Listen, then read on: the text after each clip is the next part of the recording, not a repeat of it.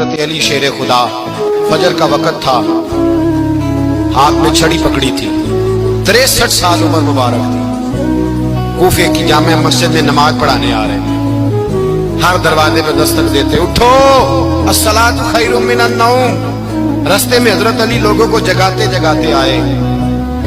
جب مسجد کوفہ میں پہنچے تو ایک بدبخت خنجر چھپائے کھڑا تھا، اس نے حضرت علی رضی اللہ تعالیٰ عنہ کو خنجر مارا۔ وہ دوستانہ جو 10 سال کی عمر میں شروع ہوا تھا، جب شیر خدا کو خنجر لگا تو پتہ لفظ کیا تھے؟ فزت برب الکعبہ، لوگوں رب کعبہ کی قسم میں کامیاب ہو گیا، میری زندگی دین کے کام آ، میں کامیاب ہو گیا۔ حضرت علی کی داڑھی ساری لہو سے بھر گئی۔